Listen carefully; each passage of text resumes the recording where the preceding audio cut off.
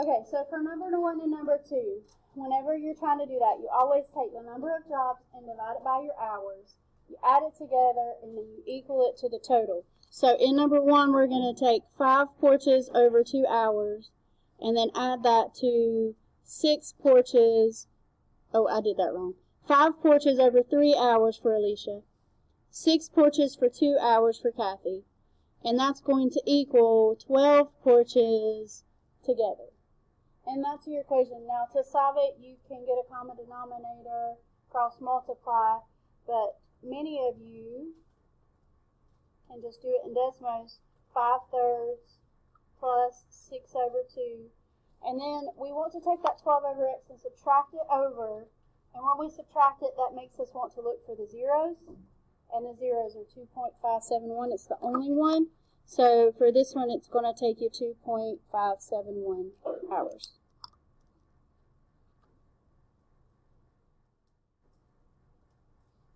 All right. So for number 2, it's very similar. It takes Bobby 5 hours to clean 2 houses, so 2 over 5. It takes 8 hours for Tony and Bobby, so that's the equal part. Hours always go on bottom, and how many things are on top. How long will it take Tony to clean 3 houses by himself? So 3 houses go on the top, and you're looking for the hours that's on the bottom. Again, you can get common denominator and multiply, but anytime you see that equals, you can move whatever's over there over, subtract it, and look for the zero. So I'm going to subtract 4 over 8. And the zeros on this one is really, really out there, and it seems like possibly that couldn't be correct, but it is. So you get x equals 30. So for number 2 and number 3, you're writing an equation of the polynomial. I'm going to do number 3 first, and then we'll come back to number 2. The zeros are on number 3. There's 1 there, and there's 1 there. So when you're writing an equation, you're always looking for the zeros. You change the signs. So if this is a 1, then you're going to change that to x minus 1. And if this is 1, 2, 3, 4, this is at 4, I'm going to change that to x minus 4. The only thing I need to remember is that it will be squared or cubed if there's a double root. And there is a double root right here at 1, so I'm going to square that one. And that's kind of the equation that it's asking you for. You square the one that has the double root. And so for number 2, it's very similar. I have my zeros, and then I have a double root. So for 1, that would be x minus 1. For 3, it would be x minus 3. And for a double root, that would be x plus 2, but then I square it for the double root.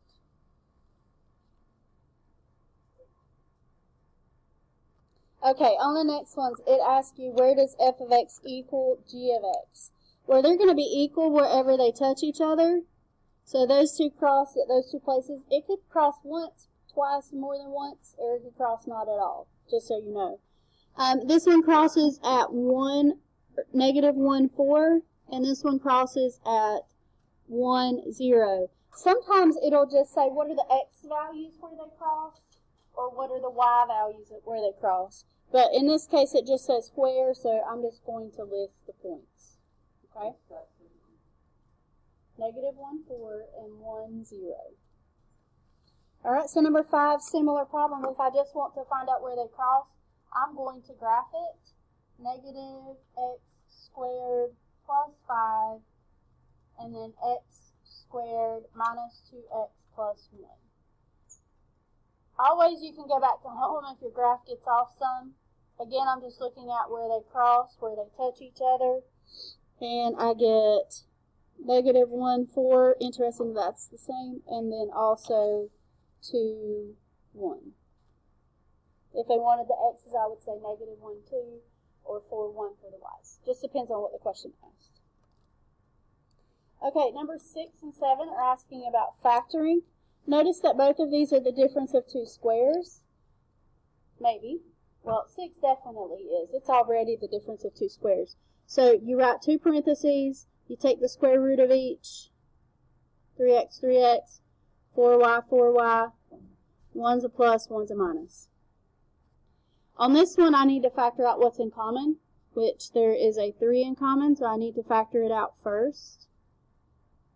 And then once I factor it out, now it's the difference of 2 squares. So then I write the 2 parentheses. Take the square root of each, 3x and 5y. And then one's a plus and one's a minus.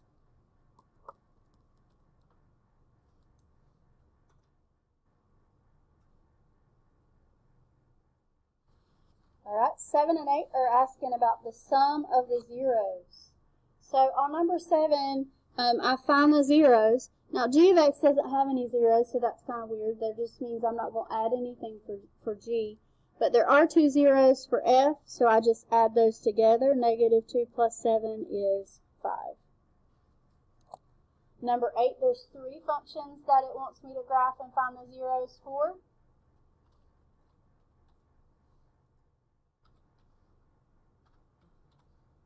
So I'm just graphing them first.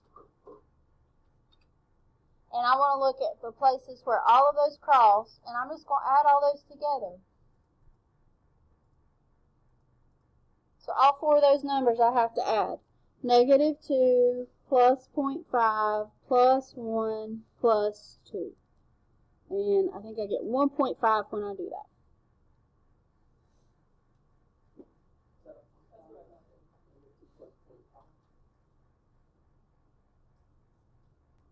Alright, number 9.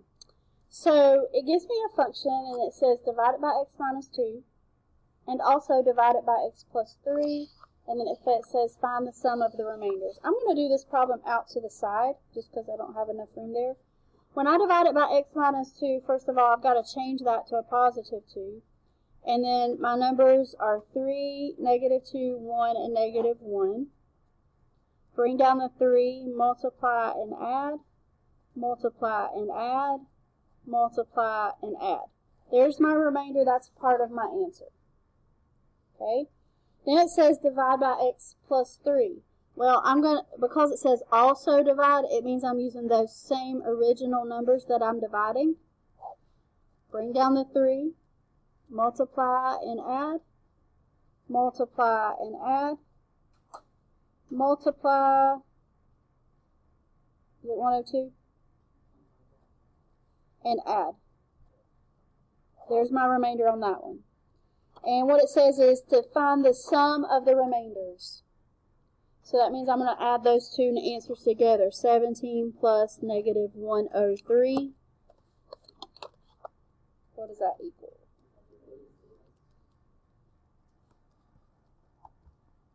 Good.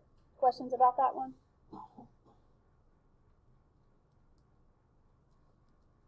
Alright, 10 is similar. It gives me 2 problems to divide. The first one, I change the sign to a 3. And then I divide all those numbers. The very first one's a 1. If you don't have a number there, but you have like the term, it's a 1. If the term's not there, you put a 0. Bring down the 1, multiply and add, multiply and add, multiply and add, multiply and add. There's our remainder on that one.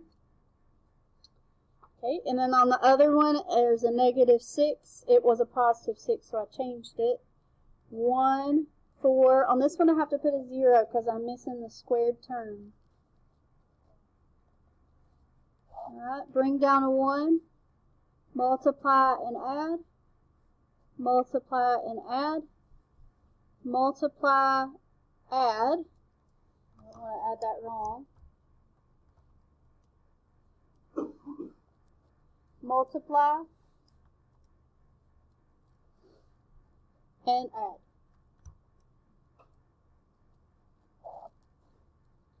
Alrighty, the first one they tell me the remainder was A, and the second one the remainder was C, and so they wanted me to do A minus C. So I had to do negative 35 minus 79.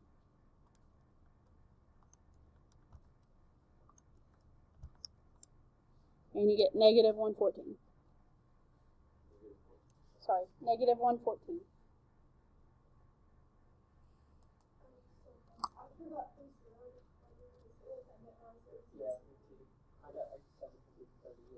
Number 11 says, what's the difference of the maximums? So that means let's just look at the maximums. That one is there. Okay, this one, they have two maximums, but when you talk about the maximums, you really only talk about the y value. So they both have the same y value, just pick whichever one you want. And so the y value is 3, the y value is 1, so the difference in the maximums is 2. When it says something like that, when it wants to know about the maximums or the minimums, you have to look at the y values and not the x values. Okay? Next question said, what's the difference of the minimums? So in order to figure that one out, I am going to have to graph it.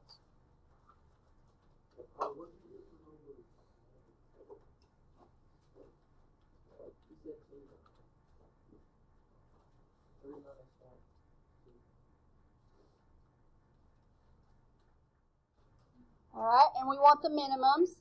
Now on this green graph, it does keep going forever, so there's not like a minimum on the whole thing, but it's talking about the minimum here. And so there's my two minimums, and it says the difference of the minimums. So I would do the F1 and then the G1. And remember, it's the y values. So I'm going to do 2 minus negative 1.185.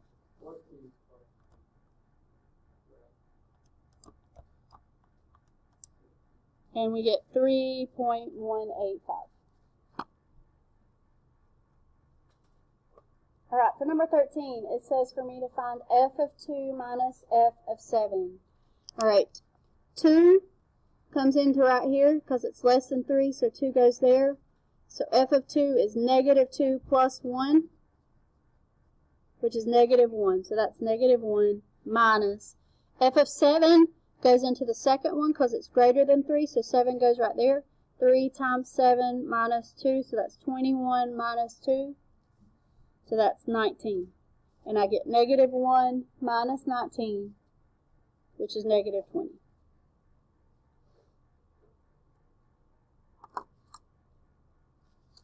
Okay, number 15 says to find f of negative 1, f of 2, and f of 4. And we're subtracting all of those. So f of negative 1 would be less than 2, so it goes right there. Negative 1 squared is 1. F of 2 goes here, so it's 6. F of 4 is greater than 2, so 4 goes there. 10 minus 4 is 6. So I've got 1 minus 6 plus 6, and I get 1. All right, 14 says find the maximum of the functions. Okay, when I'm looking at this graph, the maximum is the value up here. And like I told you earlier, it's always the y value. So in this case, it would be 3. Find the minimum of the piecewise function. Just look at the whole graph. Where's the lowest? Well, it's down here. And so that would be 0. Next, it says describe the roots. What it wants you to tell is what the roots are, and then whether they're double roots or not. Okay? So I'm going to graph it, although you might not have to graph it to figure it out.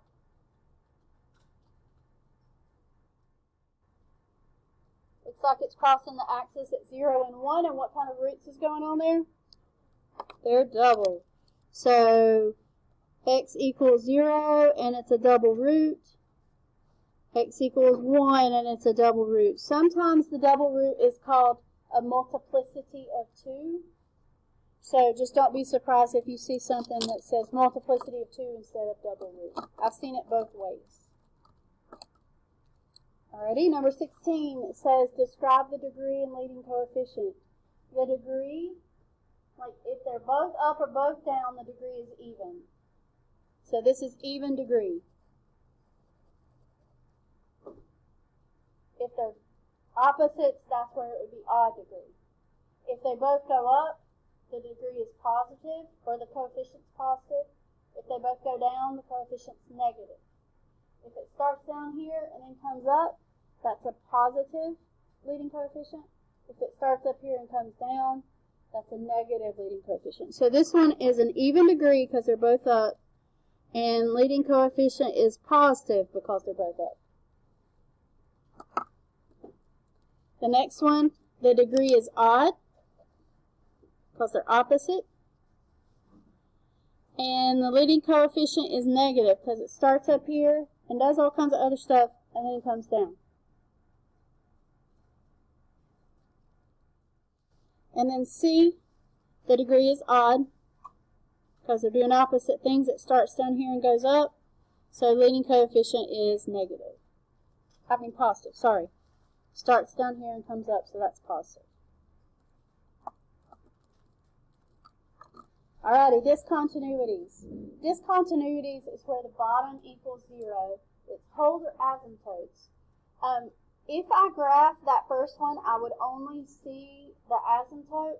So what I think is better is just to graph what's on bottom and see where the bottom has zeros, because wherever the bottom has zeros is where there would be discontinuities on the whole function. So on that first one, it would have a discontinuity at -4 and -2. -2 is where the asymptote will be. If you graph it, you could see that, but you might not notice that there's a hole at -4, and so that's true. Alright, on B, if I graph that one, x squared minus 1, it crosses the x-axis at -1 and 1, and that's where the discontinuities would be. And the reason for that is because we can't have the bottom equaling 0. If the bottom is equal to 0, that's undefined, and that's why we're taking where is the bottom equal to 0. And then the last one, if I put in x minus 5, I know what I'm going to get, but I'll put it in just in case. And I get 5, because 5 is the only place it crosses the x-axis on the bottom, so that is a discontinuity. So discontinuities is where the bottom equals 0. That's places where the bottom is undefined. Horizontal asymptotes. You can graph it to help you figure it out. There were some rules that we talked about when we talked about horizontal asymptotes. If top and bottom have the same degree, the horizontal asymptote, you take the coefficients and divide them. If we want to check and see, like it looks like it's going to be 2 because it's 2 over 1. Let's see if that even looks like with the graph. It does. Y equals 2 does look like that would be correct. And so our horizontal asymptote is y equals 2. On the second one, our rule was if the top has a less degree than the bottom, that our horizontal asymptote was 0. So we're going to check and see if that is true. Does that look like that the horizontal asymptote might be 0? Yeah, it does, because it kind of sits there on it. And so that would be y equals 0. Lastly, the question said for you to figure out what's going on with each of these. So originally the graph started at 0, so how much did it move over? It went right 3, it went down 2, and did it compress or stretch or anything, or is it just normal? Let's look at it. The normal curve, like at the bottom, you go up 1 and over 1. I actually went up 2 and over 1. So actually it was a stretch. And it was a stretch by 2. So for the values, 2 is A, because it was a stretch. H would be 3, because it went right 3. And K would be -2, because it's down 2.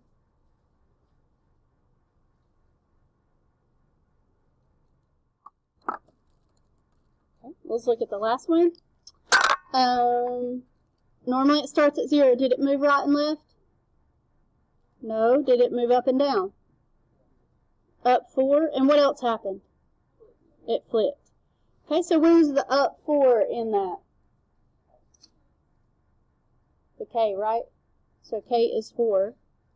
Okay, the flip, how does that affect the function? A is -1.